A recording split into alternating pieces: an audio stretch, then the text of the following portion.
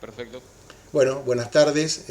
Todavía falta llegar alguien, por lo que veo, somos 50 y pico, pero faltan, así que vamos a empezar despacito.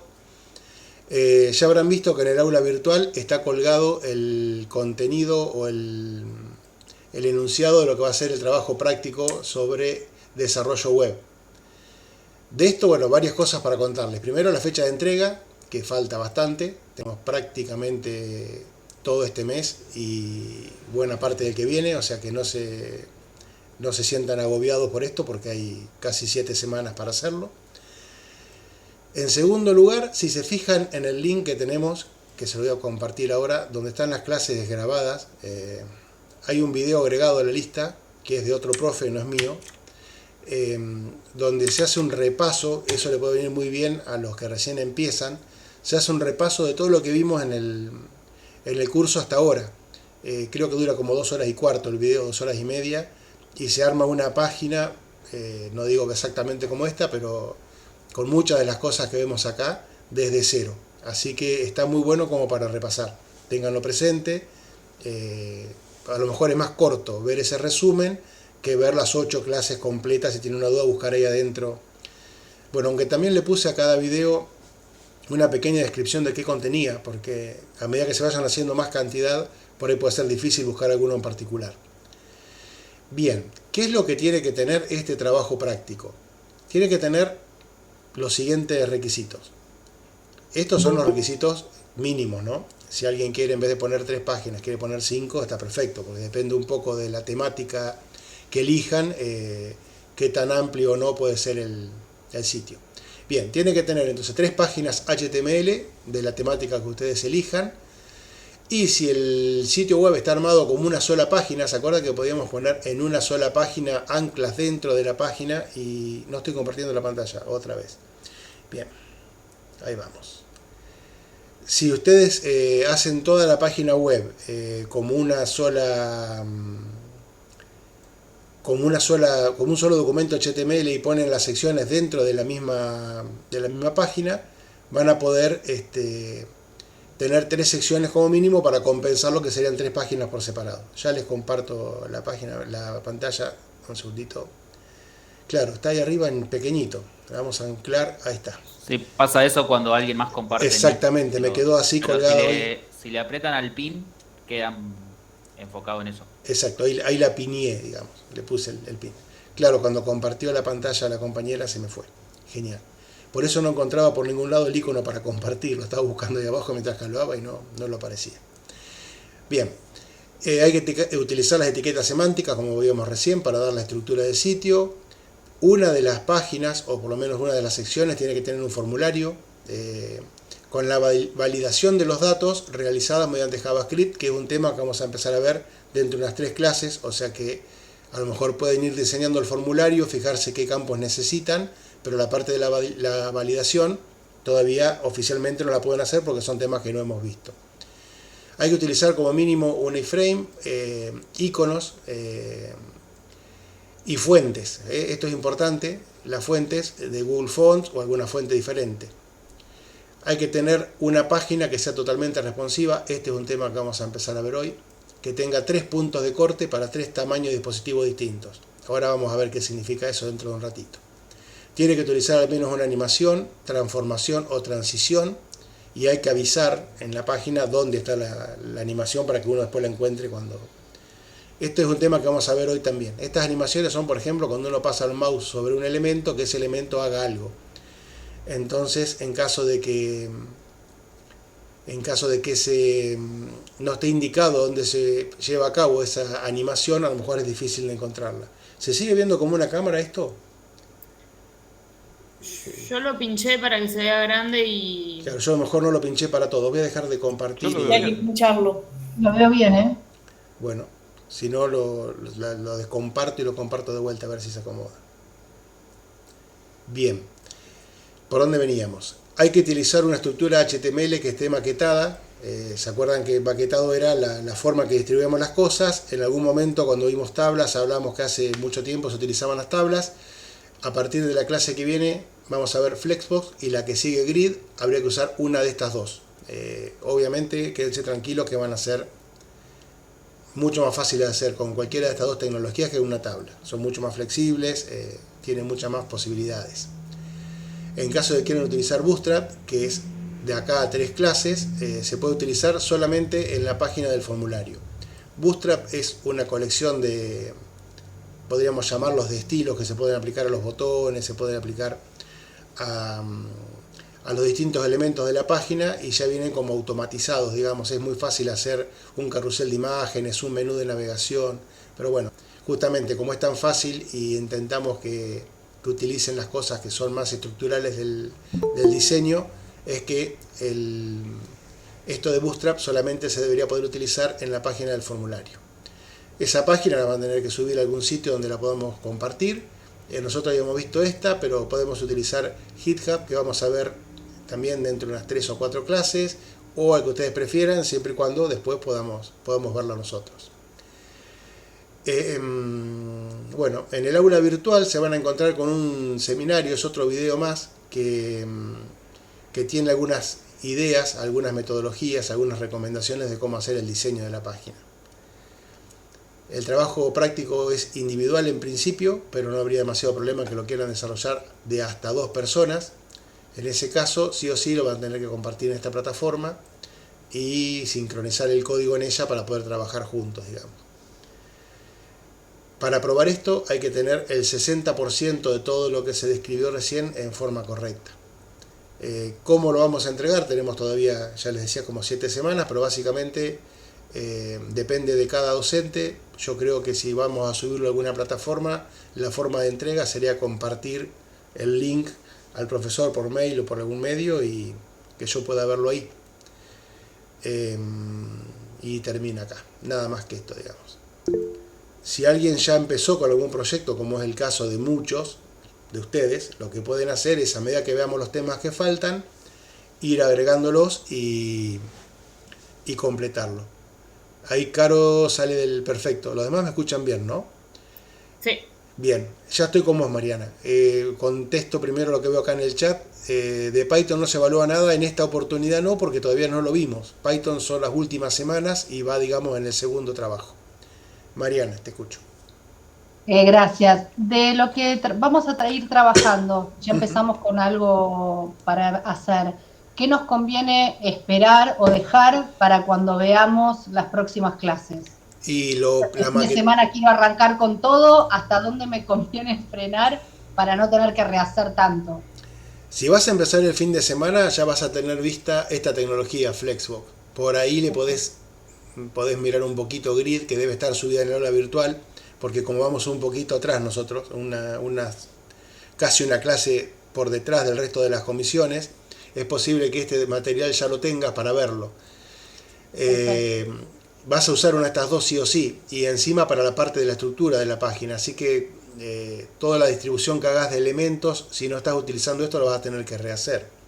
Claro, eso es lo que me parecía, sí. Por eso, perfecto. Pero podés ir trabajando en buscar las imágenes que vas a utilizar, redactar los textos, ese tipo de cosas, sí. Lo que a lo mejor después le vas a dar forma la semana que sigue o la otra.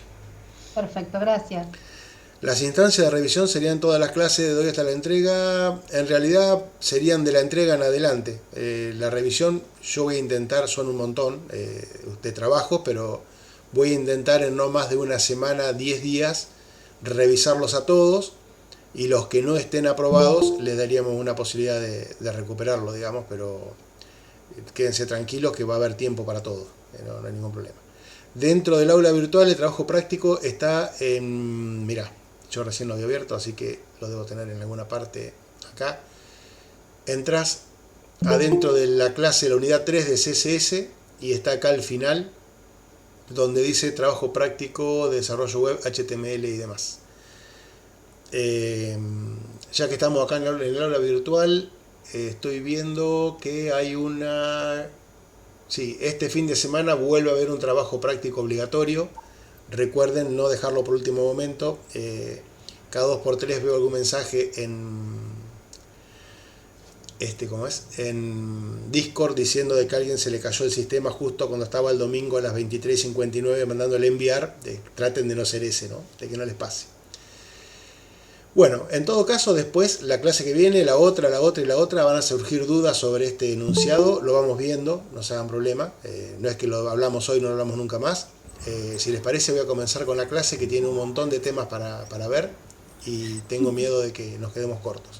Perdón, ¿el enunciado ¿Sí? está cargado en el aula virtual? Está cargado en el aula virtual, dentro de la unidad 3 de CSS, al final de todo, dice TPO Desarrollo Web. Ah, buenísimo, gracias. Y en la carpeta que les comparto con los ejemplos y demás, lo acabo de subir también, así que lo pueden buscar en cualquiera de los dos lugares. Buenísimo, bueno. A ver, me voy a organizar un poquito, que recién estuvimos mirando algo acá y esto no era. Vamos a cerrar la ventana esta. Vamos a abrir. Bueno, vamos a empezar con la presentación de diapositivas y vamos viendo. La clase de hoy tiene un poquito de todo.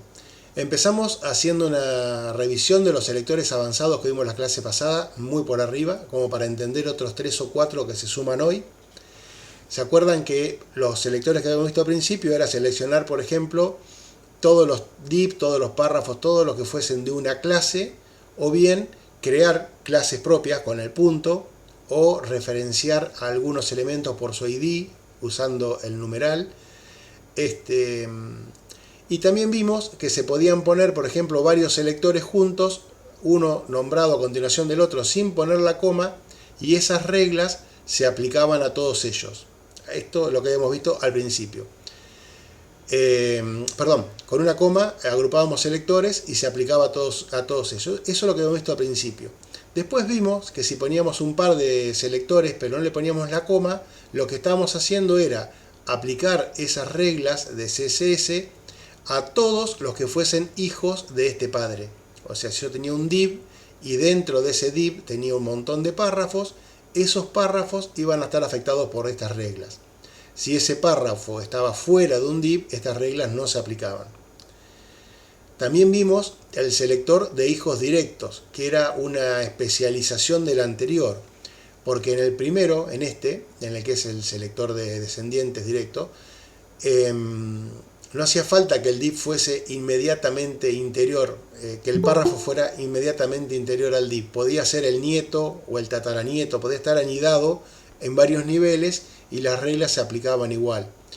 En el caso de utilizar el signo mayor, la descendencia, digamos, tenía que ser directa. O sea, si fuese el ejemplo anterior, el párrafo tenía que estar inmediatamente dentro del div.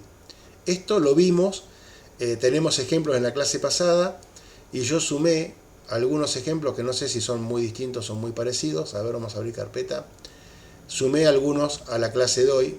2276 ejemplos, clase 8. Van a ver que los ejemplos hoy están numerados. Así. El primero, bueno, después vamos a ver esto de posicionamiento. Los primeros selectores son los que ya habíamos visto, así. Y hoy empezamos con selectores nuevos, que son, por ejemplo, el selector del hermano adyacente, se llama. Se utilizan con el signo más y permite aplicar estilos a elementos que continúan de otros. Por ejemplo, yo tengo un div y a continuación de ese div, después de cerrarlo, vienen algunos párrafos. Bueno, si yo he definido el estilo como un div más p, los párrafos que continúen al div son los que van a tener este estilo aplicado. Creo que es el ejemplo número 4. Sí, es justo el que tengo abierto acá. Vamos a ver cómo... Una pregunta, Sí. ¿son todos los párrafos que siguen a eso o es solamente el inmediato y los demás siguen con el estilo anterior? Muy buena pregunta. Mirá. Acá tenemos el ejemplo exactamente. Hay un párrafo que está adentro de un div. A ver si encontramos el código. Acá está, ¿ves? Este div contiene 2 párrafos. Esos párrafos no tienen ningún estilo en particular, solamente esto de acá lo seleccioné yo recién, pero no tiene ningún estilo en particular porque el estilo se ha aplicado al párrafo que está a continuación, digamos. Es el hermano adyacente, no interior, no es un hijo, sino que tiene que estar después del div. Después de ese div vienen varios párrafos, pero fíjate que el único que tiene el estilo es el primero, o sea, es el que está inmediatamente después del div. Si vos ponés un párrafo posterior a ese, ya el estilo no se aplica. Exacto. Bien, Igual excelente. el selector que vamos a ver a continuación sí se aplica. Es esa la diferencia. Ah, ahí está, listo. Entonces, Me adelanté. con este del signo más solamente se lo aplicamos al primer párrafo, si fuera un párrafo, puede ser cualquier etiqueta, ¿no? Pero ese que está inmediatamente posterior a la etiqueta que usamos como padre, digamos. Así que es un hermano adyacente, tiene que estar pegadito. Si hay alguna cosa al medio, ya no aplica. Por ejemplo, acá hay un div, pero ¿qué ocurre? Antes del párrafo hay un link. Entonces el párrafo 6 no se ve afectado por ese estilo. Si el link este no estuviese, vamos a comentarlo, marcamos y grabamos, ahí sí el párrafo 6 tiene el estilo. Es bastante sencillo de entender, o sea, todo lo que esté inmediatamente a continuación de un div. Y el otro, que en lugar de ser un signo más, es el tilde de la ñ, funciona de la misma forma, con la diferencia, a ver, vamos a renderizarlo, con la diferencia que son todos los párrafos que vengan a continuación del div ese. O sea, es un selector general de hermanos, ya no necesito que sea adyacente. Con que esté después del div, se va a aplicar a todos. Y se va a aplicar hasta el final de los tiempos. O sea, de ese div en adelante, todos los párrafos que aparezcan tienen ese formato. Fíjense en la segunda parte del ejemplo, esta parte que no puedo hacer un scroll más arriba, pero es esta parte de acá del final, que hay un div y luego de ese div viene un link y el párrafo que está después del link igual es tratado como un hermano del div. O sea, esto está dentro del div y todos los párrafos que vienen después tienen ese estilo. No importa que haya algo al medio. Esto que no tiene el estilo ese verde que tienen los párrafos afectados por este selector, es un texto que está puesto en un span. O sea, no está dentro de un párrafo, por lo tanto no aparece en verde, pero no aparece en verde por eso, no por efectos del selector, digamos. Todos estos selectores son bastante específicos. Uno ve hay como 7 u 8 diferentes o más. Al principio a lo mejor no se le ocurre en qué lugar utilizarlo, pero está bueno saber que existen porque en algún momento hacen falta. Bien, y este sí que es muy potente, es el selector universal. Nosotros ya hemos visto que con asterisco podíamos darle un estilo a todos los elementos de la página, pero ahora podemos hacer algo ligeramente menos abarcativo. Podemos poner este tipo de sintaxis. Entonces, ¿qué vamos a hacer con esto? Le vamos a decir que Profe, todo... Sí, perdón que le interrumpa. sí, Le hago sí, una pregunta. sí. ¿Usted está presentando algo o...? Sí, fíjate que por algún motivo vas a tener que fijar con el... Mira, me vuelvo para acá. Perdón, No, tenés pero... que fijarlo con el pin porque compartió la pantalla alguien y por algún motivo no quedó como... Claro, yo no veo lo que está compartiendo, lo A veo ver, solamente dame un hablando. segundo, la voy a desconectar y voy a conectar de vuelta. Ahí sí, Ahí sí lo veo. Gracias, dale. profe. Tendría que haberlo hecho antes. Salí, volví a compartir y listo, perfecto. Gracias. Y no tengas ningún problema al interrumpir, obviamente, más si es por algo así, te estás quedando sin ver la presentación. Gracias. Ok, entonces de esta forma, poniendo asterisco y antes poniendo así div, numeral menú o lo que fuese, o p, numeral pp, lo que estamos haciendo es afectar a todos los div, a todos, porque dice acá, tiene el selector universal, a todas estas etiquetas cuyo ID sea este. Si hay algún div que tiene un ID diferente, no lo va a afectar. Hay un ejemplo, lo miran ustedes, no tiene sentido detenerse en eso. Y hay acá un montón de links para ver este y algunos más. Daniel. Teóricamente los los ID no tenían que ser únicos. Teóricamente, idealmente, sobre todo para cuando lo vas a referenciar de JavaScript o algo para no tener líos. En la práctica, si pones 10 ID que se llama el menú y le pones un estilo, te lo va a aplicar a todos. Lo usan como una clase. Claro, exactamente. No tiene mucho sentido usar un ID para eso porque tenés una clase que es lo más apropiado. Pero bueno, si en algún momento lo hiciste, lo podés usar. Igual podrías haber puesto acá div.menú si fuese una clase y afectarías a todos los div que sean de la clase menú. Acordate que vos la clase se la podés aplicar, vos definís una clase, ¿no? Y esa clase tiene un borde determinado. Esa clase se la podés aplicar a los div, a los p, a lo que se te ocurra, cualquier elemento. Con esta sintaxis, si acá, insisto, fuese un punto en lugar del numeral, vos estarías aplicando el estilo de esa clase solamente a los div, a los que están dentro de, o sea, los div que tienen esa clase aplicada sin importar, ¿se entiende? Sin importar dónde estén, en cualquier parte del documento, si tienen esa clase, van a tener ese formato. Bárbaro. Como si esto fuese a poco, existen las pseudo clases, que son las casi clases, digamos. Son muy específicas y tienen un alcance más puntual que las que vimos recién. Por ejemplo, esta, que se refiere al primer hijo, es cuando uno tiene, por ejemplo, un selector, ya sea una lista, elementos de una tabla, o lo que fuese, selectores que tienen muchos hijos en el interior. Ya estoy, Martín. Por ejemplo, acá en la presentación tenemos un div que adentro tiene 3 párrafos. Bueno, utilizando esta pseudo clase, como estaba acá al costado, que dice párrafo, 2 puntos, primera clase, y luego se le asigna un color, el único de estos 3 párrafos que va a aparecer con ese color es el primero de ellos. Acá tienen al costadito lo que renderizaría si uno hiciera este código. Creo que tenemos por acá un ejemplín. Vamos a cerrar esto para tener un poquito más de espacio. Claro, acá están todos en el mismo ejemplo, en el 9, que dice pseudoclases. Están comentados algunos, está como para que los veamos uno por uno, los podemos mirar rápidamente. El que veíamos recién es este, el del primer hijo. Acá, si uno mira el HTML, vamos a cerrar ahí para que sea un poquito más grande. Si uno mira el código HTML, hay una lista que no tiene numeritos, una lista desordenada sería, o desnumerada, que tiene adentro un montón de ítems, como 12 hay. Bueno, como hemos utilizado un estilo para las líneas li, o sea, cada uno de los ítems de esa lista, que dice que su fondo es de color coral, pero que se aplica solamente al primer hijo, es que el primer ítem de la lista únicamente tiene ese fondo. Estaba alguien con la mano levantada y bueno, ahora lo escucho. No sé si era Martín. Bueno, en todo caso, me la levanta de vuelta. Ahí está Martín, sí, te escucho.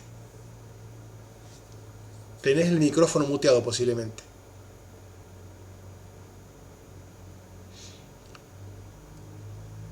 Ah, no tengo micrófono, estaba bien.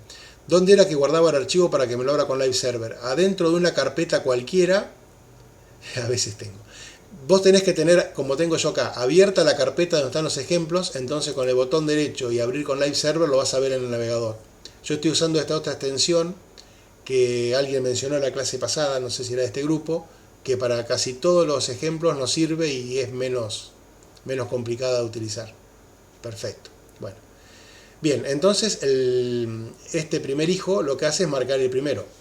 Hay otro que se llama último hijo, que ya se habrán dado cuenta a cuál me va a marcar. Acá, si yo grabo, me va a aparecer marcado en amarillo el último ítem de esta lista.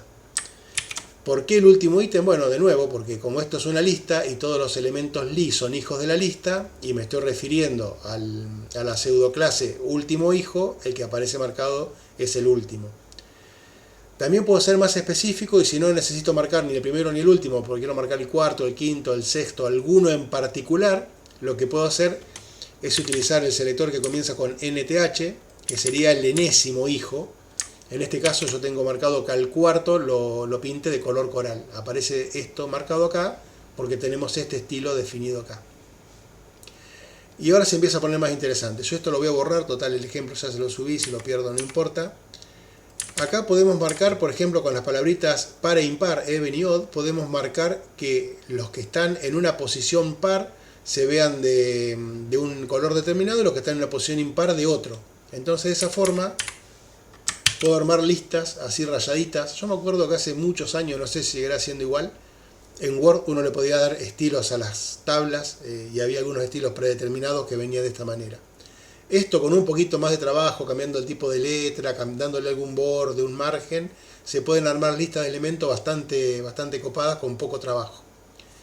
¿Qué ocurre? Con par e impar estoy limitado a pintar el 1, el 3, el 5, el 7 por un lado, el 2, el 4, el 6, el 8 por otro. Pero si quisiera marcar, por ejemplo, 1 de cada 5, 1 de cada 3, 1 de cada 2, con estas palabras clave no podría.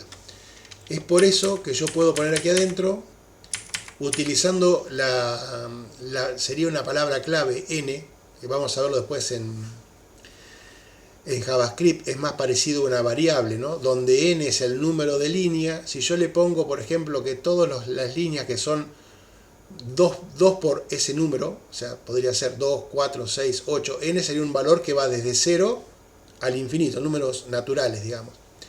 De esta forma, si yo hago 2 por n, los elementos que se van a colorear son los mismos que se coloreaban cuando elegí los pares. Porque se marcaría el 2 por 0 es el 0, el 2 por 1 es el 2, el 2 por 2 es el 4. Y acá, sumándole 1 o restándole 1, se marcarían los impares. Entonces, utilizando de esta manera 2n y 2n más 1, obtengo un efecto similar a lo que obtenía antes con odd y even. Pero tengo más posibilidades. Puedo poner, por ejemplo, 3n más 1. Entonces, de esa manera me van a quedar, fíjense que lo gris aparece cada 3. Aparece en el primero, en el cuarto, en el séptimo. Y se van formando patrones un poco más complicados. Pero bueno, mucho más versátil, ¿no? A ver qué queda con esto que había preparado acá. Parece que era uno de cada 2. Claro, esta queda uno azul. Uno azul, ¿por qué? Porque yo en realidad estoy diciendo que todos los li son azules. Pero después, como estos son hojas de estilo en cascada, esta otra definición sobrescribe a la anterior solamente en los elementos cuyos valores son los que vemos acá. Cuando n vale 0 es el primer elemento de la lista, porque es 3 por 0 más 1 es el primero. Cuando n vale 2 es 3 por 2 más 1. Bueno, y así van cayendo uno de cada 2. Si los quiero más espaciados, le pondré 4 o lo que fuese. Si quiero que comiencen desde uno más abajo, en vez de sumarle 1, le sumaré 2 y se correrán. Esto pueden jugar un montón, pero van a poder darle estilos muy vistosos. No solo, insisto, en las listas, pueden ser cualquier tipo de hijos de cualquier padre. Acá están en una lista, pero pueden ser párrafos adentro de un div o lo que sea. A veces, en algún texto, quieren que el primer párrafo siempre aparezca destacado. Bueno, le ponen que el primer hijo va a tener un formato diferente. Sí, le podés poner desde n igual a 1. En realidad, a ver, las listas se enumeran, parece que el primer elemento es 0. A ver, si le ponemos n más 1 y se colorea el primero, es porque n empieza de 0. ¡Wow! Claro, me las tomó a todas. Tendría que poner 2n más 1. Ahí está. Sí, comienza de 0. N comienza de 0. 2 por 0 es 0, más 1 es 1, el primer elemento de la lista. O sea, n es un valor que arranca de 0 hasta toda la cantidad de elementos que haya. Bueno, esto se los dejo así como para jugar. En esta clase hay muchas cosas de esas. Ah, para que la cabecera fuese distinto. Sí, mirá, para que ahí me fui del... Vos podés agregar uno acá que le pongas que el primer... Mirá, volvamos a las diapositivas. Acordate que vos podías ponerle a la primera el formato que quieras. Entonces podés hacerte te podés hacer un estilo específico para la primera línea y lo colocás al final. Lo colocás al final de todas estas definiciones. Pones así, li, track, y a ese le pones que el background, lo voy a copiar de acá arriba, que el color de fondo sea otro. Por ejemplo, que sea, qué sé yo, green. Me faltó una M, parece. Está. Fíjate que ahí el primero quedó de un color diferente, porque a todo lo que habíamos pensado antes lo sobreescribimos con este y ya está. Puede hacer lo mismo con el último. Si es una tabla que tiene resultados, podés querer que los resultados que aparecen en el último renglón aparezcan con un formato diferente. Bueno, variedad de cosas para hacer con esto. Van a entretenerse un montón. Bien, estos están todas acá, está con ejemplos y pueden ver más ejemplos en W3 Schools y demás. Todo esto ya lo vimos. Y estas están muy, pero muy buenas, sobre todo para hacer menús de navegación, que son pseudoclases, pero que se aplican a los hipervínculos. Es parecido a lo que vimos recién, pero se aplican en el momento de que uno está pasando el mouse sobre el link, por ejemplo, si utilizamos hover. Podemos definir que los enlaces que no se han visitado tengan un color y los que se han visitado tengan otros. Y los que ya se hayan activado, o sea, lo que tengamos en este momento activos, que le estamos haciendo clic en este momento, tenga un formato diferente. No es muy difícil darse cuenta que con esto podemos hacer un menú.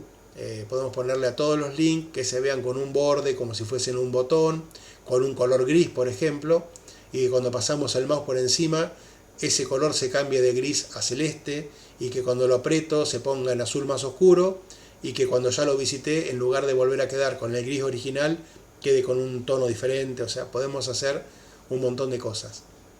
Por supuesto, tenemos un ejemplo de eso, que debe ser este otro, tal cual, que tiene un problema. El ejemplo, no el ejemplo, sino este plugin que usamos para verlas. A ver si era este. Claro, acá.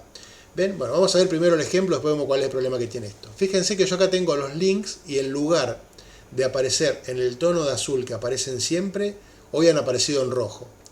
¿Por qué aparecen en rojo? Bueno, porque estamos usando esta pseudoclase que se llama link, que hace que todos los vínculos, en lugar de aparecer con el color por defecto, aparezcan con el color rojo.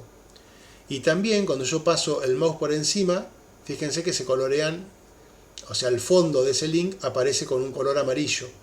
Eso es porque acá con la pseudoclase hover, cuando pasamos el mouse por encima, le ponemos el background de color amarillo. ¿Ven? Podríamos haber eliminado el subrayado, cualquier forma del estilo, como para que parezcan más unos botones, pero bueno, esto era un ejemplo simple. ¿Para qué sería el active? Fíjate cuando el active es cuando lo estoy apretando. Fíjate cuando yo pongo el mouse y ahí presiono el botón, aparece con lo que está definido en el active. Entonces, si vos dibujás algo con un bordecito parecido a un botón, podrías cambiar el formato del borde para que parezca que lo estás apretando, por ejemplo, ¿no? Entre otras cosas. Pero lo que no me está funcionando acá es los links que yo he apretado siguen viéndose en rojo y no se ven en azul. Eso es un problema de este plugin. Si abrimos esto con el live server de toda la vida, acá, fíjense que si yo le hago un clic a uno, bueno, salía ahí, en el otro ni siquiera sale, pero estos son internos. Fíjense que los que voy haciendo clic se pintan de azul tal como dice el código. En cambio, con el plugin este nuevo, que empezamos a usar esta clase o la clase anterior, no funcionan los links al exterior, digamos, de la página, ni tampoco marca los que han sido visitados. Esto al principio debo haber revisado esta línea unas 30 veces hasta que me di cuenta que podía hacer el plugin. Esas cosas pueden pasar, así que ténganlo presente. Dentro de unas pocas horas en tiempo de curso, digamos, en tiempo de cursada, vamos a ver cómo hacer con esto un buen menú para la barra de navegación. ¿Alguna pregunta mientras que sigo buscando los ejemplos? ¿Profe, me escucha? Sí, muy bajito, pero te escucho. Ah, bueno. Le hago una consulta cortita, porque yo había usado tipografía blanca. Bien. Si yo quisiera cuando lo presiono, ¿no? A una de las clases, que esté más blanco, como si fuese, no sé, una negrita, ponerle por así decirlo, pero en blanco. ¿Se entiende lo que digo? Sí, y si vos tenés una tipografía blanca y le ponés el parámetro que le daba el peso a la fuente en 800, 900, va a ser blanca, pero como si fuese en bold, pero blanco sobre el fondo que tengas. Perfecto, gracias. Sí, Martín, al live server, cualquier cosa, Caro, nos pasás el código.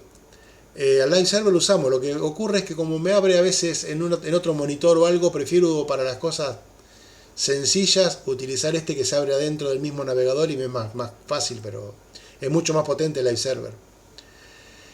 ¿Cómo hago para ejecutarlo con esto? Lo vemos rapidito. Hay que instalar una extensión que se llama Live Server Preview, que es esta, Live Server Preview, y en el caso de Linux es con F1. Tengo que estar adentro del código, adentro de una pestaña que tenga código, y con la primera opción acá, Show Live Server Preview, bueno, en el caso mío es la primera porque la he usado recientemente, pero si no, la buscas acá escribiendo Show, qué sé yo. Cuando te lo muestre la primera vez, le haces clic y te va a hacer el renderizado en una solapa aparte. No tiene ningún secreto, no hace falta tener abierto una carpeta, es mucho más sencillo, digamos. Daniel. Las pseudoclases que vimos recién, entiendo que, por ejemplo, el de que fue visitado solo puede ser utilizado en un link. Pero, por ejemplo, ¿se puede usar alguna de esas pseudoclases para un párrafo? de que cuando yo paso el mouse por un párrafo cambie de color. Pregunto si sirven o no, porque yo creo haber escuchado que solo servían para los links, todas esas. Mirá, yo también creo que sirven para los links, pero vamos a hacer así, vamos a ponerle p2.hover y vamos a hacer, acá tengo un párrafo, así que teóricamente cuando pasásemos sobre el que dice se aplican a las etiquetas a bla bla bla, debería tener el fondo en amarillo. A ver si funciona. Acá está. Sí, mira, funciona con cualquier... Bárbaro, gracias. Lo que no estoy seguro del visitado, posiblemente nunca te dé bolilla, pero... no debe funcionar porque no es un link. Claro, no, pero los que tienen estando sobre, se refiere a que el mouse está arriba de ese elemento, ¿ves? Por eso era la consulta. Sí, sí. Gracias. Ante la duda, probamos. Bien. Bien, vuelvo a la presentación un segundito. Esto lo estuvimos viendo recién. Bueno, y esto es un tema súper amplio, súper amplio. Les dejé como 5 o 6 ejemplos. Está muy bueno. Son transformaciones. Las transformaciones nos sirven para hacer pequeñas animaciones en la página web. Por ejemplo, desplazar un elemento cuando el mouse pasa por encima, o cuando se abre, cuando uno carga la página, que por ejemplo un menú parezca venir volando del fondo y se maximice sobre el frente del navegador y demás. Básicamente las hay de dos tipos. Están las que son en 2 dimensiones, que tienen propiedades y características que solamente utilizan el eje X como horizontal y el eje Y como vertical. Y otras más complejas, no por ello menos vistosas, que funcionan con el eje Z también, o sea la profundidad, serían en 3 dimensiones. Básicamente hay 3 o 4 cosas que vamos a hacer en 2 dimensiones. Una de ellas es hacer una animación que cambie, que corra algo de lugar. Algo que debería estar en una posición determinada, con la función translate, la podemos llevar a otra parte de la pantalla. Tenemos la posibilidad de utilizar el movimiento solamente en X, solamente en Y o en ambos a la vez. ¿De acuerdo? Yo hice un ejemplito con todas las funciones, la de escalado, que se refiere al cambio del tamaño, ya sea ampliarla o reducirla en los 2 ejes o en una de ellas. Si uno amplía un elemento en los 2 ejes con el mismo valor, por ejemplo, duplico el tamaño, tanto en X como en Y, obtengo un elemento que es proporcionalmente el doble del original. Si solamente escalo en uno de los ejes, lo que voy a hacer es estirarlo, entonces se va a perder la proporción original. Por ejemplo, si parto de un círculo y hago un escalado por 2 en ambos ejes, va a seguir siendo un círculo más grande. Si solamente lo escalo en X o lo escalo en Y, voy a tener un óvalo en el sentido del eje X o en el sentido del eje Y.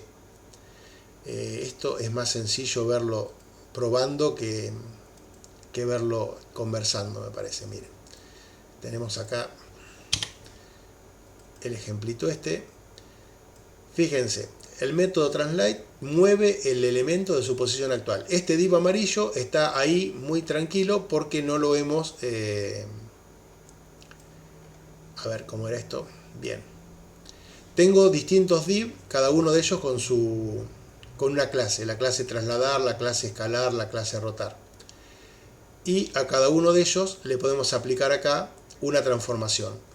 Todos los div tienen entre sus propiedades un tamaño que es de 100 por 100 píxeles, 100 de ancho, 100 de alto en todos. Y tenemos, para usar la palabra clave trasladar, escalar, rotar, que son las 3 que hay disponibles. Acá están todas aplicadas en 0 o en 1, en el caso de que sea una escala. Por ejemplo, este cuadrito amarillo es un div que tiene este texto dentro y está trasladado 0 puntos en el eje X, 0 puntos en el eje Y. Si en lugar de 0 píxeles lo traslado 100 píxeles en el primer eje, se va a correr 100 píxeles hacia la derecha. Recuerden que el 0 lo tenemos sobre el margen izquierdo. Si le doy 200, obviamente se va a ir 200 para allá. Y si le cambiamos en el eje Y, le ponemos un valor, va a ir hacia abajo si ese valor es positivo o hacia arriba si el valor es negativo. Fíjense que esa posición es absoluta, o sea, está en este momento a 200 de un costado, a 200 del borde y a 100 del elemento anterior, a 100 puntos, y no hay, queda sobre los elementos que estén puestos con anterioridad, o sea, tiene prioridad sobre lo que está dibujado en la pantalla, lo muevo sobre lo que ya tenía previamente. El de escalar funciona igual, acá está en el tamaño de 100 por 100 píxeles porque lo hemos escalado, hemos multiplicado sus dimensiones por 1, entonces no cambia el tamaño. Si por ejemplo lo cambiamos por 1,5 en ambos ejes, voy a obtener el mismo elemento de mayor tamaño. Fíjense que es interesante, eso lo pueden ver después en las diapositivas. Primero que creció con su contenido, o sea, no solamente se amplió el cuadro, sino que lo que tenía dentro este div también fue modificado por 1,5 en la escala. Segundo, que se escaló a partir del centro. No es que creció hacia la derecha y hacia abajo como uno podría pensar que ocurre, sino que desde el centro se abrió en todas las direcciones. Eso se puede cambiar. Uno puede hacer que se escale a partir de una esquina o de otro lugar. Investíguenlo un poquito, lo pueden cambiar. Si no, deberían, para que se siga viendo, deberían aplicarle, además de la escala, le podrían aplicar una segunda transformación que después de escalarse se corra, por ejemplo, 200 píxeles hacia el centro. Entonces, no, esto está mal así, perdón. Si yo hago dos transformaciones en la misma definición, la segunda anula la primera, entonces me quedo con una sola. Lo que puedo hacer es ponerlas así, a ver, ahí está. Si yo las pongo dentro de una sola transformación, pongo más de una, fíjense que no las separé por coma ni nada, simplemente puse que primero lo escale en 1,5 en cada eje, y luego que lo corra de lugar, y recién ahí terminé con el punto y coma, aplicó las dos acciones en ese orden.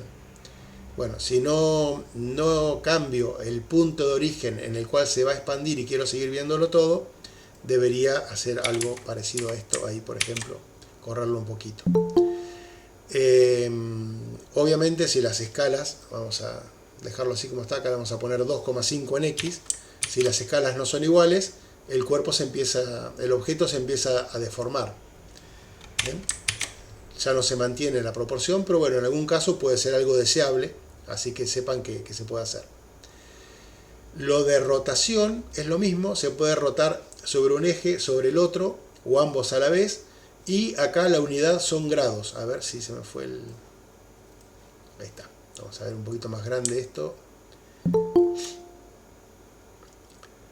Sí, totalmente, Martín. Ya vamos a llegar a eso. Cuando pasás con el mouse puede hacer que se mueva, se desplace totalmente. Totalmente. Es lo que decía hoy de los menús.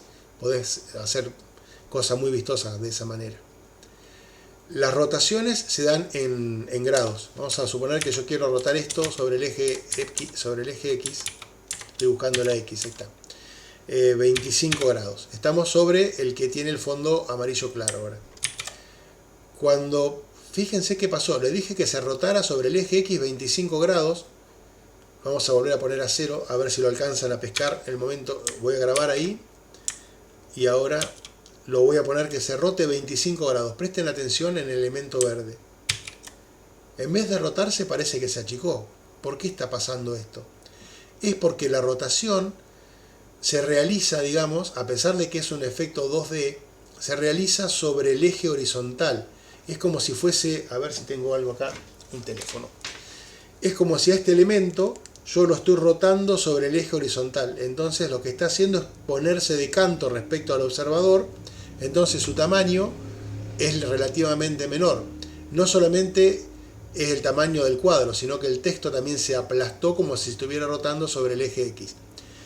Esto yo puedo poner ángulos mayores, el efecto va a ser mayor, y si le pongo 90 grados, lo que ocurre es que desaparece, porque en este momento lo estoy viendo exactamente de canto, y como no tiene grosor este objeto, no lo veo. Si le pongo, no sé, 89, lo veo como una pequeña línea, y bueno, así sucesivamente.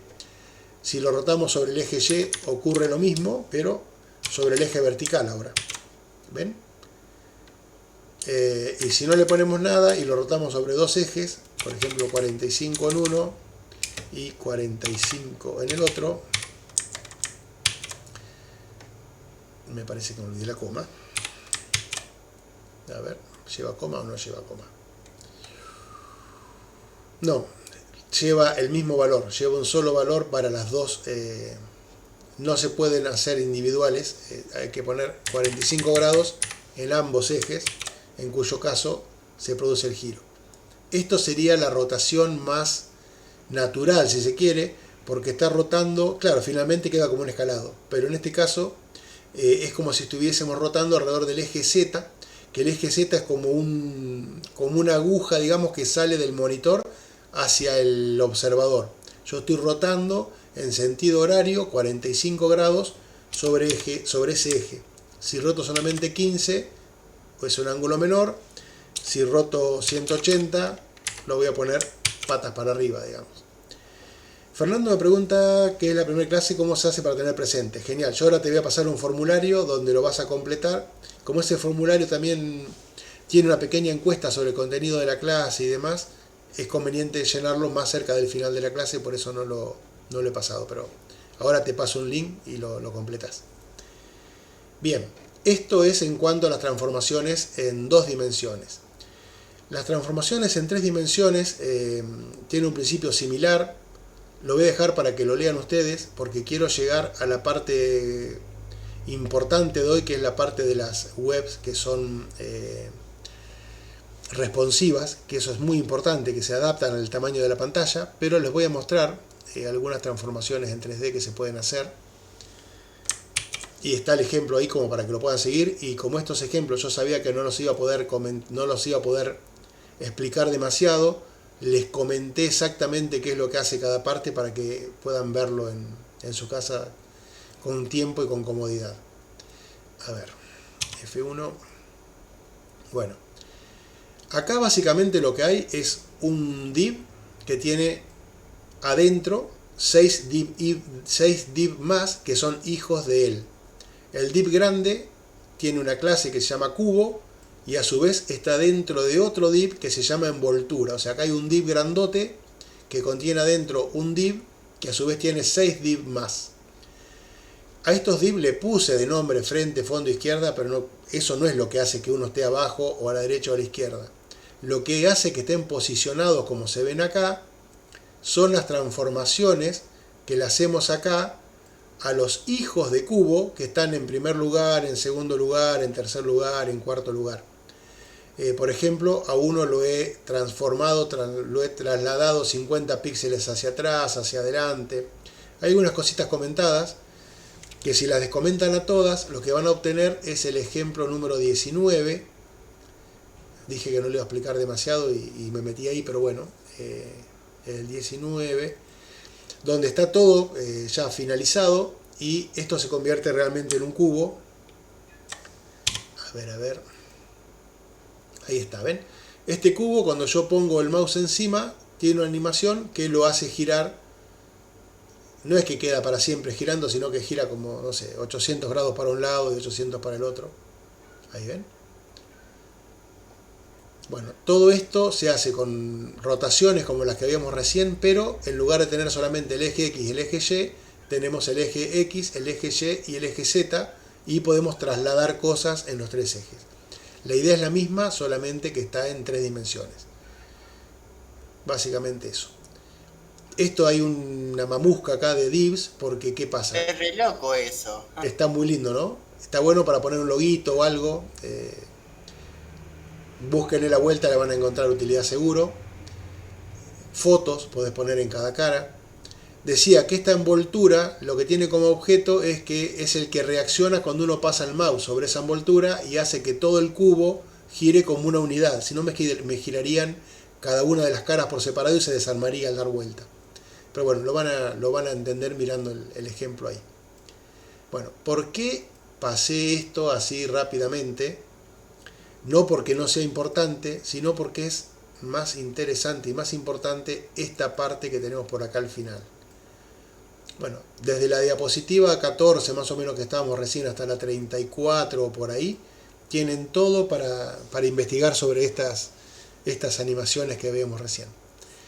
Este tema yo considero que le tengo que dedicar el tiempo que falta de la clase y le vamos a dedicar más en las clases que viene, porque es sumamente importante para hacer una web que sea cómoda de ver en distintos dispositivos. Aún hoy día, donde calculo que el 50% de las visitas que reciben prácticamente todos los sitios se ven desde un teléfono móvil, uno se encuentra con que hay páginas que están muy mal adaptadas a una pantalla con el tamaño de una pantalla móvil. A ver si podemos encontrar algún ejemplo. A ver, acá, en esta ventana vamos a abrir. No tengo nada contra esta marca, lo que pasa es que estoy buscando alguna que se comportara mal y esta fue la primera que encontré, pero debe haber más. Esta es la página de un conocido supermercado que en un monitor, la verdad, se ve fantástica. Es una página que tiene animaciones, un menú muy gauchito por acá arriba, una página muy bien diseñada, pero si uno la viera desde el teléfono celular, lo que ocurre es que primero muchas de sus partes se escalan directamente en proporción al ancho de la pantalla. Entonces, si la pantalla es muy angosta, hay textos que se empiezan a convertir en una fuente tan pequeña que no son fáciles de leer. Y si la pantalla es aún más angosta, van a ver que hay elementos que quedan fuera de la pantalla. Este es súper, no sé qué decía acá, súper frío, súper algo. Bueno, ahí ya se me fue mal del todo. Súper fin de semana. Cuando la pantalla es muy angosta, pasan estas cosas. Esto no debería pasar. No debería desarmarse la página de esa forma, ¿no? Bien. Belén iba a decir lo mismo. No sé, bueno, fantástico. Hay un montón de páginas que uno piensa que están bien hechas porque son de grandes marcas y le encontrás errores enseguida. Sí, lo que te da la pauta, primero, de que tenemos mucho trabajo para hacer, porque hay mucha cosa que está mal hecha.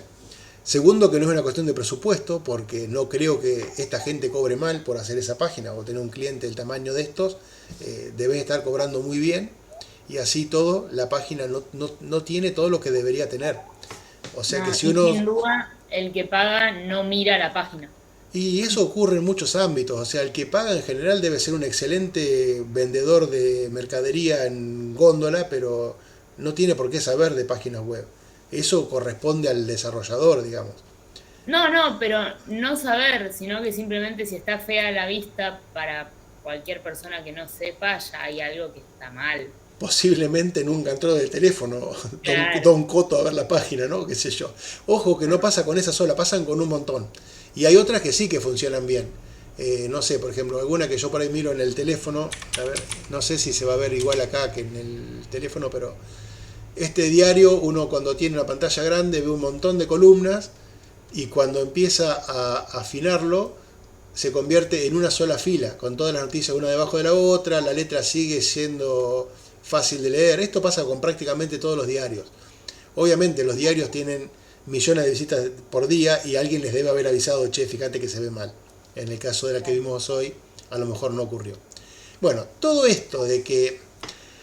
¿Para qué les muestro esto? Les muestro para contarles que todo lo que hace que la página se adapte al dispositivo en el cual está siendo visitada es el famoso diseño web responsivo, donde se modifican no solo el tamaño y la apariencia de algunos elementos, sino también su posición para adaptarlo a un dispositivo o a otro, o incluso en un mismo dispositivo que ha sido girado.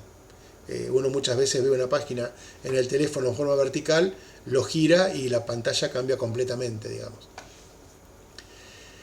Estos cuadritos que aparecen en las diapositivas, estoy casi seguro que eran parte de una animación, y acá por eso es que responsivo y adaptativo se ven igual, pero esto debería poder modificarse en la fuente original de alguna manera y ver cómo se comportaba, digamos.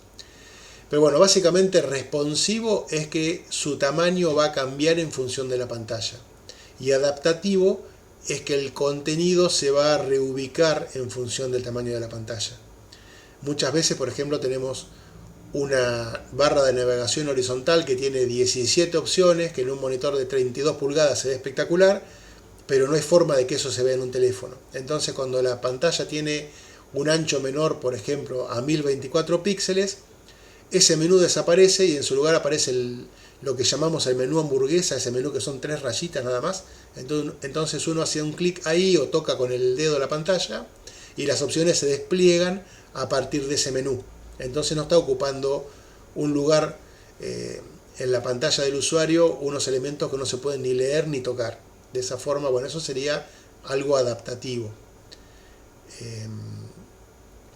Después el tema de cómo fluyen las cosas dentro de las páginas. Nosotros ya vimos cómo posicionar cosas de forma estática y vamos a ver en las clases que viene cómo hacerlo de forma dinámica. Ah, mirá, es un GIF animado que está en el campus, me dicen acá. Genial. Esto entonces, si lo ven desde el aula virtual, lo van a ver animado. Si yo pongo mis elementos a 100 píxeles de la parte superior de la pantalla y a 100 del margen derecho de forma fija, va a estar ahí siempre sin importar el tamaño de la pantalla. Si yo lo hago con unidades relativas, por ejemplo, y digo que va a estar a una distancia que es el 10% del ancho de la pantalla, cuando yo cambio de un dispositivo al otro, se va a ir moviendo y va a ocupar una posición un poquito mejor que si lo dejo así fijo, ¿no?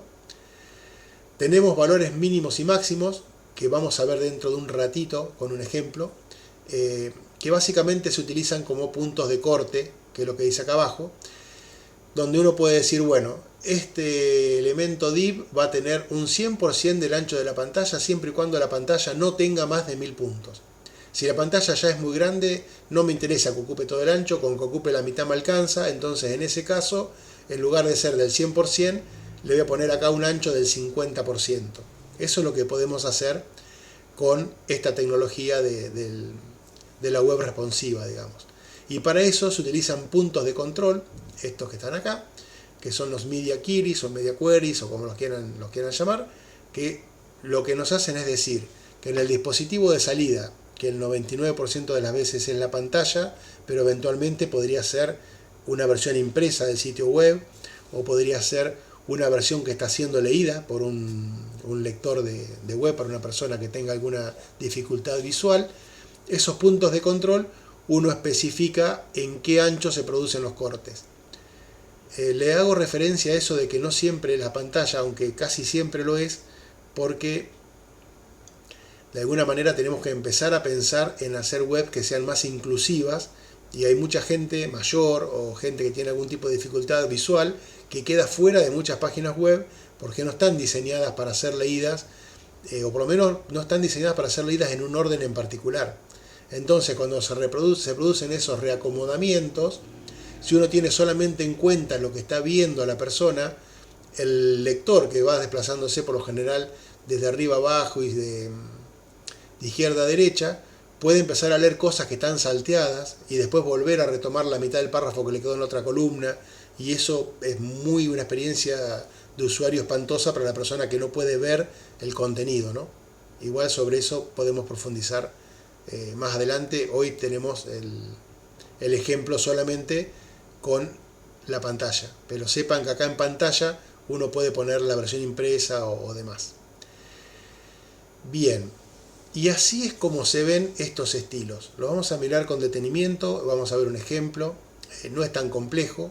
Básicamente lo que hacemos es a nuestra hoja de estilos o a la parte de estilos que tenemos dentro de nuestro documento HTML, ponerle algunos puntos de corte. Con esta palabrita clave, que es @media, uno va definiendo distintos puntos de corte. Hasta acá, más o menos, ¿hay alguna pregunta? ¿Entendemos para qué hacemos esto? ¿Está bien? Daniel, perfecto. Yo por ahí no me embalo y no paro para preguntar. Yo no, Sí, hay que procesarlo un poco, pero va. Bueno, genial. no entendí no entendí lo de adaptativo y responsivo. Perdón. Mirate los ejemplos en el aula virtual, que vas a ver esos dibujitos animados. Responsivo sería, por ejemplo, una fuente que vos le ponés 10 píxeles, perdón, a una fuente que le ponés que es el 10% del ancho del viewport. Entonces vos cambiás el ancho de la pantalla y la fuente crece y decrece con el ancho de la pantalla. Pero los párrafos no se cambian de lugar. Está siendo adaptativo nada más, solamente se están cambiando los tamaños en función del tamaño de la ventana. Responsivo es cuando vos le decís, bueno, si la pantalla tiene tales o cuales características, yo la voy a cambiar de lugar, le voy a poner un corte, le voy a cambiar el color de fondo. Básicamente lo que estás haciendo es definir un estilo distinto para cada tamaño de pantalla. Hay muchas cosas que son comunes a todas, por ejemplo, color de fondo va a ser el mismo para todos los tamaños de pantalla. Lo definís una sola vez fuera de lo que son cada uno de estos cortes.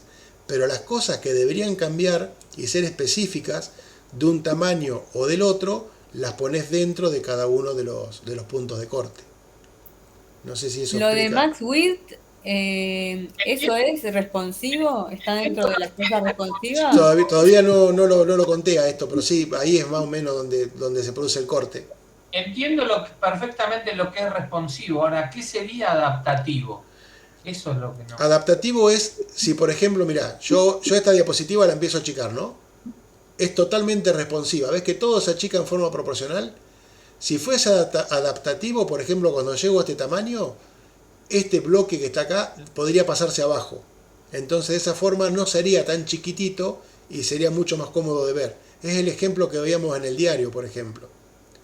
Que las noticias, en vez de estar en 3 columnas, en un punto se ponían en una sola columna y se estaban adaptando a una pantalla con otras características, digamos. ¿Sirve ese ejemplo?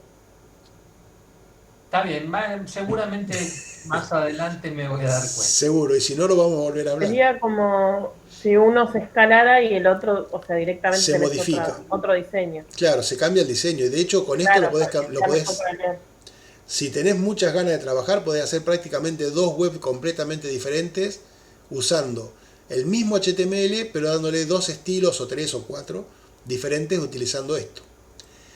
Recién alguien preguntaba lo que era esto del ancho máximo, el max width y demás. Claro, estos son los que proporcionan los puntos de corte. ¿Saben qué? En vez de verlo acá, lo vamos a ver lo vamos a ver acá. Creo que es este. Puntos, sí. Yo acá lo que hice fue copiar lo que estaba ahí en la diapositiva, más o menos con los mismos puntos, y los comenté un poquito como para que lo puedan tener más claro para cuando los vean después solo. A ver, vamos a ver si entendemos esto. Fíjense acá. Vamos a arrancar con un teléfono ahí, chiquito. Yo estoy diciendo acá que cuando el dispositivo de salida sea una pantalla y su resolución máxima, o sea, el tamaño del navegador, no supere los 600 píxeles, el fondo va a ser de color rojo. El fondo de lo que es la clase ejemplo, ¿no? Y que el tamaño de los H1, que es ese punto de control, es un H1, va a tener un tamaño de 16 píxeles. Yo tengo acá abajo una página web súper simple, que tiene únicamente un H1 y tiene un elemento div, que es de la clase ejemplo, y un párrafo P, que es responsivo, que después lo vamos a ver para qué sirve.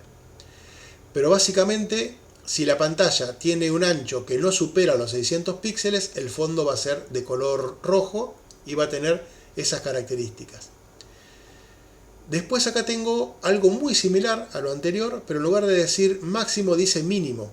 Entonces, cuando el ancho sea como mínimo 600 píxeles, el fondo se va a poner verde. Entonces, si yo hago crecer el ancho del navegador, en algún momento esto va a pasar de 600 píxeles, debe ser por acá.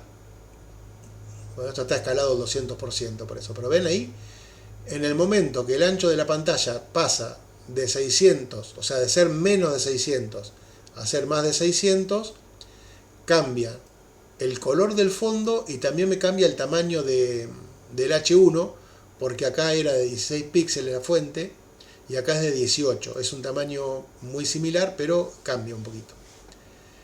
¿Qué ocurre? Puedo tener pantallas de otros tamaños, entonces puedo poner otros puntos de corte y decir, por ejemplo, que si el ancho de la pantalla es como mínimo 768, el color del recuadro este div, sea de color azul. Entonces, acá estoy en la parte de que como mínimo es 600. Como mínimo 600, como mínimo 600, como mínimo 600. Acá llegó a que como mínimo es 768, entonces se produjo otro corte y tomó en cuenta este estilo. Obviamente que en esta parte de la página se están cumpliendo las dos cosas, porque si tiene como mínimo 768, también tiene como mínimo 600, pero como esta regla está definida a posteriori de esta otra, la que se termina aplicando es la que está en segundo lugar, digamos. ¿De acuerdo? Bueno, y así hay un par más. Hay un corte en 992 y hay un corte en 1200 que van cambiando el color. Yo creo que con esto no podía pasar al último tal cual, porque no me da más, pero si llegase a superar este tamaño, Bueno, a ver si lo podemos hacer así. Ahí está. Cuando supero los 1200 puntos se convierte en rosa. Y fíjense que en cada corte se produce un salto en el H1, en el tamaño del H1, porque le estoy diciendo, voy a volver a maximizar esto, le estoy diciendo en cada caso que el tamaño de la fuente es de 22 píxeles, de 18, de 16, etc. Pero ocurre algo diferente con el párrafo que está abajo. El párrafo que está abajo es un párrafo coto. O sea, este párrafo está definido como una fuente que tiene el 3%, la altura de la fuente es el 3% del viewport. Esta fuente de acá abajo no se está adaptando al ancho de la pantalla, simplemente está respondiendo al ancho y crece en forma lineal desde pantallitas pequeñas hasta monitores tipo publicidad en la calle, y la letra en algunos casos puede ser o demasiado grande, porque fíjense cuánto más grande me queda esta que la del párrafo anterior, o puede tornarse ilegible. Entonces lo que podemos hacer es para los párrafos lo mismo que hacíamos para los H1. En lugar de poner una fuente que en todo el tramo de anchos posibles de pantallas tenga siempre el 3% del viewport, puedo poner aquí dentro que esa clase, cuando las pantallas son de menos de 600 píxeles, la fuente sea de 14 píxeles de ancho. Entonces acá, con pantallas pequeñas, no se achica siguiendo el tamaño del navegador, sino que se mantiene en 14 píxeles. Recién cuando supero ese primer punto de corte, ahí comienza a crecer en forma... Me he olvidado de un punto y coma, algo acá. Sí. Ahí está. Ahora sí, por eso no se pintaba... ¿Se dieron cuenta del error? No se pintaba el cuadro de verde, porque no tenía esta llave. Cuando saqué el... Al no tener esa llave, hay un error acá en el archivo, entonces no renderiza bien. Esta llave la toma como que está acá, todo esto lo mete allá adentro. Bueno, hay un montón de líos en cascada por una simple llave. A veces pasa por un punto y coma, uno se vuelve loco buscando el error y es simplemente un punto y coma. Volvamos a la fuente. Cuando tengo pantallas pequeñas tiene 14 puntos. Cuando las pantallas son de más de 600 píxeles comienza a crecer en función del porcentaje del ancho de la pantalla. Podría ser que en algún punto deje de crecer, simplemente poniendo en los cortes más altos que esta fuente, en lugar de seguir respondiendo a esa regla, le puedo agregar una acá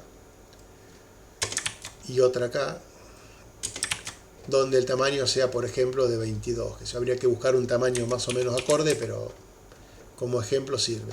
Entonces ahí va a dejar de crecer. Entonces fíjense que ahora tengo el tamaño de 14, hay una parte acá donde va a crecer con la pantalla, ahí viene creciendo con la pantalla, pero en los últimos cortes queda fijo, no va, cuando cambie de color ahora el azul a naranja, fíjense que la fuente se convirtió en el tamaño que le fijamos aquí abajo, que eran 22 píxeles de alto, y ya no crece más. Entonces con esto, que es muy poquito respecto de todo lo que se puede hacer con esta tecnología, tenemos una idea más o menos de cómo utilizar estos puntos de corte para cambiar el comportamiento de algunas cosas dentro de la página. Junto con las tecnologías que vamos a ver la clase que viene y la que siguen de posicionamiento, vamos a poder hacer que, por ejemplo, si estoy utilizando un grid o un flex, alguna cosa salga de la primera fila y se coloque abajo, o se coloque en forma de columnas en lugar de filas y demás. Bien por el link de presentismo, genial, buenísimo. Está compartido ahí en el chat el link de presentismo. Ya nos estamos acercando al final de la hora, que hoy se me ha volado. Entonces esto sería el tema de los puntos de corte. En general, como regla para darse cuenta cómo funciona esto, el primer corte lo ponemos con el ancho máximo, como para decir, bueno, desde 0 hasta acá hago esto. Y los demás cortes lo ponemos con mínimo y van escalándose. Si los pongo en orden desde el corte más pequeño al corte más ancho, se va a comportar como el ejemplo que veíamos recién. Bueno, esto que está acá es lo que veíamos recién, cómo va cambiando en distintas pantallas. Habla bastante de los puntos de control. Esto lo vamos a ver junto con el tema de la clase que viene, cómo se pueden poner objetos que estén uno anidados dentro de otro, aunque ya algo lo hemos visto. Para este tipo de diseño, obviamente, conviene utilizar fuentes que sean lo más flexible posibles. Hay algunas pocas fuentes que tienen un solo tamaño, que cuando se escalan como mapa de bits y se ven muy feas. Hay que evitar usarlas. Si vamos a utilizar algún icono o alguna imagen, tenemos que asegurarnos que esa imagen tenga la resolución suficiente para verse bien en los tamaños más grandes de pantalla. Y si es una imagen muy pesada, la podemos tener dos veces en dos resoluciones. En una resolución alta para mostrarla en monitores grandes, y si la persona está navegando desde un teléfono, a lo mejor utilizando datos y tiene una conexión de baja velocidad, podemos, ya sabiendo que es una pantalla angosta, podemos mostrar una versión de menos píxeles de ancho, con menos peso, para que la carga no demore tanto. Los gráficos que son vectoriales suelen ser gráficos muy livianitos y que se adaptan muy bien a cualquier tipo de escala. Lo que ocurre es que no vamos a encontrar una foto en tamaño de vector, siempre van a ser dibujos, ¿no? Pero bueno, en algunos casos, si tenemos la posibilidad de usar un logo o crear algún elemento para una marca, si lo dibujamos en forma de vector, vamos a poder usar el mismo gráfico en diferentes tamaños sin necesidad de hacer demasiado lío. El texto responsivo ya lo hemos visto antes, eran las fuentes a las que le poníamos tamaño en función del viewport. Eso lo hemos visto y pueden seguir profundizando en estos links. Lo mismo se puede hacer con las imágenes, cambiándole la propiedad ancho a un porcentaje. Entonces la imagen se va a ir ampliando y achicando con la ventana. Hay acá un ejemplo muy sencillo de entender. Simplemente tiene la imagen y como ustedes cambian el tamaño de la ventana, la imagen va a ir cambiando acompañándolo. Esto también lo hemos visto. Esto podemos cambiar. ¿Se acuerdan que habíamos visto que con inline block y con inline podemos hacer que un span se comporte como un div y al revés? Y recuerden que los span se mostraban en línea, uno a continuación del otro, y los div uno debajo del otro. Si yo a todos los span le pongo, los hago de una clase que le ponga la propiedad correspondiente para que se comporte como un div adentro de alguno de los cortes, cuando la pantalla es muy angosta, en lugar de aparecer uno a continuación del otro, los podría poner uno debajo del otro, porque los estaría convirtiendo con un estilo en bloques del tipo div, digamos, en bloque justamente que saltan en bloque y no que se comportan como elementos en línea. Sé que son muchas cosas juntas, pero las vamos a ir revisando y mirando los ejemplos las vamos a ir entendiendo. Bueno, acá hablo un poquito de otros tipos de display. No se refiere al display screen como veíamos hoy, sino los tipos de display de CSS, que son justamente en bloque, en línea, y estos que vamos a ver, lo de las listas y las tablas los vimos, pero lo de flex y grid son dos formas de cajas muy útiles para esto, que son cada uno de ellos una clase. La clase de flex es la siguiente y la de grid la primera de la semana que viene. Toda la clase para ver cómo diagramar una web utilizando estos modelos. Lo de ocultar elementos, estoy seguro que en algún momento lo mencionamos. Hay formas de activar la propiedad display para hacer que un elemento se vea o no. Básicamente a un elemento lo podemos ocultar de dos formas, poniendo su display en no o en hidden. El valor por defecto es que está visible. Si le ponemos que su tipo es none, lo que hace es el elemento va a desaparecer de la pantalla, pero no solo que no se va a visualizar, va a ser como que no está. Eso hay que tener en cuenta, que cuando le ponemos esta opción, hay cosas que se van a mover de lugar, porque si en esta diapositiva yo no tuviese este párrafo, si yo lo ocultase con none, esto desaparecería y todo lo demás subiría para ocupar su lugar. En cambio, si lo pongo como hidden, lo pongo escondido, simplemente no se muestra, pero está ahí oculto, ocupando lugar y manteniendo todo lo que está alrededor en la misma posición que si estuviera siendo renderizado. Es una diferencia, si se quiere, sutil, pero con efectos no tan sutiles, digamos. Esto es lo que vimos recién, lo de los saltos, los puntos de corte. Acá están los tipos de medio, pantalla, impresora, todos, o el tema de los lectores de texto. Estos ejemplos son los que están en el aula virtual. Y este ejemplo de acá, este ejemplo está tomado de W3 School. Yo lo cambié un poquito, lo subí hoy al aula y lo tengo acá como para que lo vean, porque les puede servir como, a lo mejor, a ver si es el 21 o el 22, no me acuerdo. Les puede servir como para sacar alguna idea para el trabajo que están haciendo. A ver. Tal cual. Claro, este así como está, es el que está en W3 School con algún pequeño cambio, porque usaba algunas cosas que nosotros no vimos. Entonces en el 22 yo lo modifiqué un poquitito más, no tanto en la apariencia, pero sí en cosas que no se utilizaban. Fíjense que este sitio es adaptativo. Cuando la pantalla, acá hay un par de puntos de corte, uno solo en realidad, un solo corte define dos formas de mostrar el contenido. Cuando la pantalla tiene menos de 488 píxeles, podría ser un teléfono, todo se ve así, digamos, apilado en columnas. Y cuando tenemos una pantalla un poquito más ancha, ahí se redistribuye de otra manera. Obviamente esto hay que mejorarlo porque ocurre esto. Acá no sé si alcanzan a ver, pero ese signo de interrogación está un poquito fuera de su contenedor. Eso, bueno, habría que cambiar el tamaño de la fuente o algo, pero la idea vale. Esto de acá es una lista que al pasar el mouse por sobre estos enlaces, con lo que vimos hoy, cambia la forma. Este primer elemento tiene un ancho del 25%, 50%, 25%, pero cuando el tamaño de la pantalla es mayor a los 488 píxeles. En caso de que eso no ocurra, se llama col25 la clase que contiene a estas dos columnas del 25% y col50 la que contiene la columna central. Cuando la pantalla tiene menos de 488 píxeles, ambas se convierten con un ancho del 100%, entonces se ven forzadas a ocupar la totalidad del ancho de la pantalla y a irse una debajo de la otra, digamos. No hay ningún problema, Martín, adiós. Ya de hecho es la hora, así que, o casi la hora, no hay ningún problema los que se quieran retirar. Bueno, entonces con esto podemos ver que acá hay un footer, acá hay un encabezado, se podría haber puesto este menú en forma horizontal acá abajo.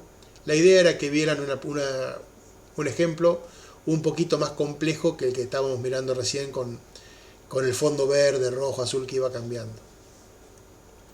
¿Esas columnas son tablas o qué son dentro del body? No son tablas, son, mirá, a ver, son todos div, fíjate, mirá. A ver, bueno, primero tenemos acá la clase esta, no lo hice con etiquetas semánticas porque en el ejemplo original estaba así, pero se podría haber puesto igual. Hay un div que es toda la parte violeta de ahí arriba, que es clase header, y eso es lo que está arriba del todo. Esa clase es lo que le da lo que le da ese background, color de letras, padding y demás hierbas. Después tenemos el visitanos. Este de acá vamos a hacerlo un poquito más ancho, pero vamos a hacer así. Esto de acá es un elemento que es clase columna 50. Primero tenemos el pequeño menú, que es una lista, que es clase 25, y por último este otro costado, que es clase 25. ¿Cómo se define eso? Acá arriba simplemente los ponemos flotando. Todos flotan a la izquierda, porque están flotando a la izquierda no es que está flotando a la izquierda, está flotando pegado a la izquierda. ¿Pegado a la izquierda de qué? Del elemento que tiene antes. En este caso, como esto tiene un ancho del 25%, ocupa hasta acá, y cuando definimos algún div que tenga formato columna 25 o columna 50 a continuación de este, hay lugar para ponerlo al costado. Hay lugar siempre y cuando el que está pegado no exceda del 75%, porque si estuviera al 80% no cabría acá y se iría abajo. Entonces, como tengo dos de 25 y uno de 50, entre los tres suman el 100% y se ven bien pegaditos cada uno sobre la izquierda de sí mismo, digamos. Uno está sobre la izquierda de la página, este está pegado contra este a la izquierda y este está pegado contra este a la izquierda. Cuando vos le decís que el ancho, en lugar de ser de 25, es del 100 en el punto de corte, es que ocurre esto de que se ponen uno debajo del otro. Pero fíjate que pasaría lo mismo si yo le digo acá que el que es clase 50, en lugar de tener el 50% de ancho, tiene el 60%, ahí ya me desorganiza todo, porque no hay lugar para todo, entonces uno salta para abajo, se va todo al demonio, ahí queda muy mal. Hay que tener cuidado con eso. Pero insisto, eso es porque no estamos usando ni flex ni grid. Estamos utilizando herramientas de posicionamiento, en este caso posicionamiento flotante, que está más pensado, por ejemplo, para poner una imagen y que el texto la rodee, que para ubicar cosas sobre la pantalla, digamos. Pero bueno, sirve como para ver ahora el ejemplo este y sin ver temas nuevos, digamos, porque justamente una de las cosas que a veces uno se encuentra es que está buscando un ejemplo de los puntos de corte y están usando eso y alguna cosa más avanzada que no vimos. Fíjate, tengo tantas ventanas abiertas, el navegador acá, el editor. Fíjate que los dos primeros ejemplos de hoy son de posicionamiento, el 0 y el 1, y hablan justamente de eso. Estos ejemplitos son re simples. Hay dos div que son listas, que uno tiene estilo izquierda, el otro tiene, clase izquierda, clase derecha. Nada más, las dos listas, clase izquierda, clase derecha, y después hay un párrafo que tiene un montón ahí de lorem. Lo único que cambia entre estos dos párrafos, estas dos clases, es el color de fondo y que una está flotando sobre la izquierda y que la otra está flotando sobre la derecha. Nada más. Se comporta todo re lindo, anda todo muy bien, salvo que no haya espacio para todo. En ese caso, como entre los dos, digamos, suman más, tienen un tamaño fijo en píxeles de 100. Acá la pantalla no tiene más de 200, entonces uno se tiene que ir para abajo porque no caben a la par y ocurre esto. Pero bueno, sirve para entender el último ejemplo o para colocar, como te decía, una imagen que esté rodeada por texto. Fíjate que es interesante que el párrafo que está después, físicamente, adentro del documento HTML está después, aparece incluso antes. Bueno, esto porque tiene acá un padding y un borde, pero están los tres a la misma altura de alguna manera, a pesar de que están escritos uno debajo del otro. Eso es porque estos dos están con esa clase float, están flotando sobre el fondo, ¿no? El segundo debe ser muy parecido, le debo haber cambiado alguna tontería, pero era para... Ah, mirá, sí. Este te puede servir cuando nos preguntábamos cómo hacíamos para que la SAI quedara ahí al costado. Sí. Insisto, no uses esto. Si querés chusmearlo un poquito cómo está uno flotando a la izquierda, otro a la derecha, que uno tiene el 60%, que sería este, y el otro tiene el 35%. Digo, no te pongas a cambiar tu trabajo ahora con esto, espérate a la otra clase, donde esto se hace de una forma mucho más linda, más fácil. Okay. Una pregunta, eso me sorprendió que el float izquierda y derecha, cuando estaba declarado adentro el texto de la lista en el anterior, estaban los dos floats y después el párrafo. Yo hubiera pensado que ahí hubiéramos puesto primero la lista de la izquierda, después el párrafo que queríamos que fuera en el medio y después la lista de la derecha, o es indistinto porque los floats hacen que eso sea indistinto en el orden. Vos decís que así hubiera sido más natural, ¿no? Fíjate yo pensé que era obligatorio hacerlo así para que nos quedara como vos lo estabas mostrando. Me sorprendió que no. Claro, exactamente. Fíjate que tiene que ver más con la forma en que se renderizan primero estos dos que están flotando y luego esto ocupa el espacio que hay al medio. Pero insisto, esto porque está pensado para ser usado así, mira. Vos ponés acá la imagen de un perro jugando con la pelota y acá explicás que los perros labradores, bla, bla, bla, y querés que el texto se acomode alrededor de la imagen. No está pensado para diagramar una página. Entonces tiene esas cosas que son...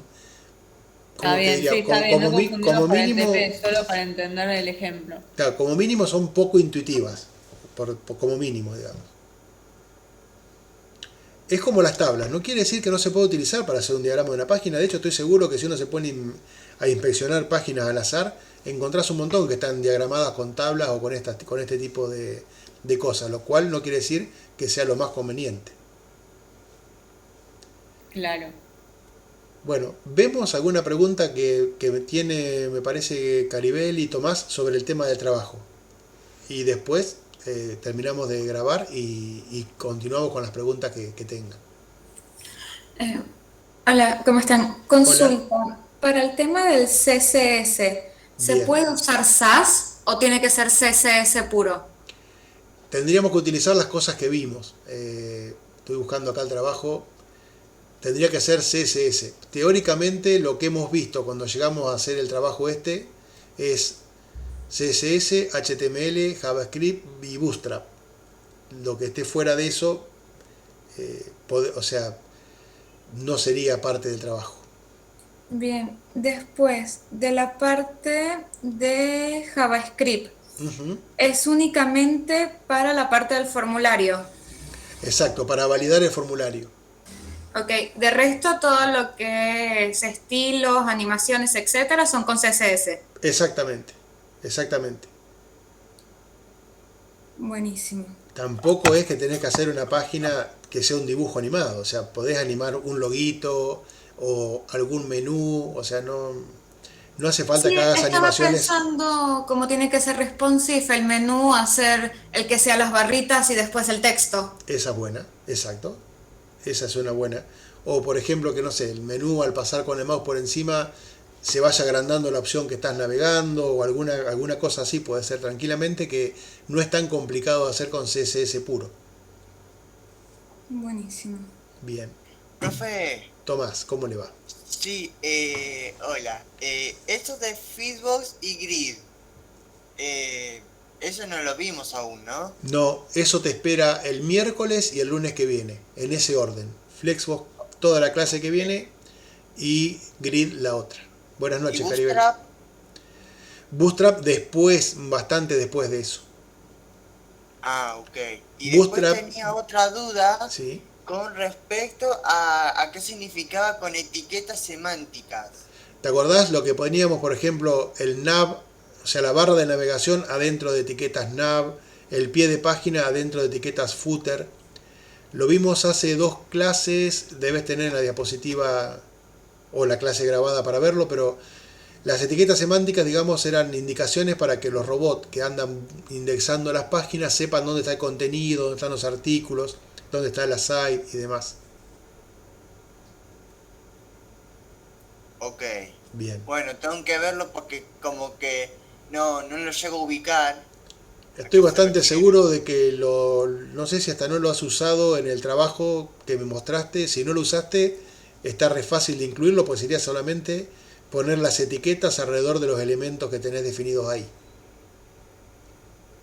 Ah, ok. Y después de los 3 puntos responsivos es lo que vimos hoy, ¿no? Claro, exactamente. Pero Decir, creo que mostraste 2 puntos responsivos.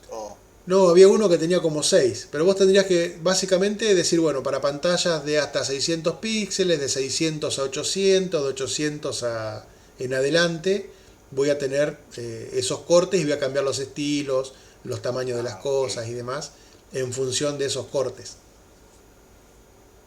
Sí, y después JavaScript, ¿en qué momento lo vemos? Después de ver Bootstrap dentro de más o menos, capaz que dentro de 5 o 6 clases. Igual, Sí, porque dice que la entrega es en la semana 12, por eso digo. claro, pero para la semana 12 vamos a ir por la clase 24 y hoy estamos en la clase 8. Así que aunque nos lleve hasta la clase 16 para ver JavaScript, seguís teniendo un montón de tiempo para usarlo. Y por eso también te dice para validar el formulario que es el uso más simple de JavaScript, digamos. Básicamente un par de preguntas en el código, no es complejo.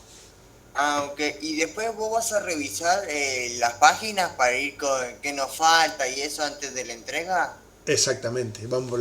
Si tenés alguna duda, podemos en este espacio que nos queda después del final de la clase, podemos ir haciendo consultas, opinando a lo mejor sobre el trabajo de alguien que lo comparte. No hay ningún problema en eso. Ah, ok, gracias. Ariel, disculpa, yo tengo una consulta. Dime. Yo estaba tratando de hacer eso de responsivo el otro día, porque había estado leyendo que estaba ahí subido, pero ¿viste eso que vos mostraste con lo del arroba? Sí, las media no sé queries. qué. Sí. Bueno, yo en vez de eso había puesto una clase que se llamaba responsive-logo, ponele. Bien. Y ahí adentro le había puesto width 100%, máximo del ancho 50 píxeles y altura auto. Bien. ¿Así se puede hacer también o está mal? Esa página sería adaptativa básicamente, porque no con eso, si no usas los puntos de corte para definir un estilo u otro en función del tamaño de la pantalla, esa imagen, por ejemplo, nunca la vas a mover de ese lugar sin importar en qué pantalla estés. Por ejemplo, no la vas a poder poner después o antes de un div en función del ancho de la pantalla. Ah, no, porque, o sea, yo ya la tenía una abajo de otra. No, está bien, no digo que esté mal, lo que no tenés ahí la posibilidad de tomar decisiones, porque viste que no hay muchos lenguajes de programación, seguramente conocés alguno, que tienen instrucciones del tipo if, o sea, si tal cosa, sí. Entonces tal otra. En CSS no tenemos la posibilidad de preguntar si el ancho de la pantalla. La forma de hacerlo justamente es con las media queries estas, o sea, los puntos de corte son los que te dicen estoy en tal situación, entonces puedo poner tal o cual estilo. Entonces yo tendría que hacer algo así como esos flotantes que vimos hoy, porque, o sea, como yo lo tengo, imagen, abajo tengo una tabla, ponele, y abajo tengo otra imagen, como yo ya lo tenía centrado, ahí una cosa abajo de la otra, no tengo la página es como que... Sí, no tiene necesidad de redistribuirse nada. Digamos. Bueno, pero a lo mejor lo vas a poder aplicar en el menú. Si tenés un menú con muchas opciones muy largo en forma horizontal, podrías hacer que en algún momento se convierta en un menú lateral vertical o cambiarlo de alguna forma ahí. ¿Sí? No, está bien, si no de agregarle más, como, no sé, algún contenido como eso de los flotantes que vimos hoy. Entonces está bien, eso, pero sí es adaptativo por lo menos. Eso exacto, sí, no. De hecho la vimos a la página, era la página que tenía lo de los puntitos, ¿no? Sí, era con vos la famosa página al principio de la clase. Exacto, sí, está genial. Está bien, gracias. Bueno, ¿saben qué? Voy a detener la grabación para que el video no se haga demasiado largo y seguimos si quieren un momento más.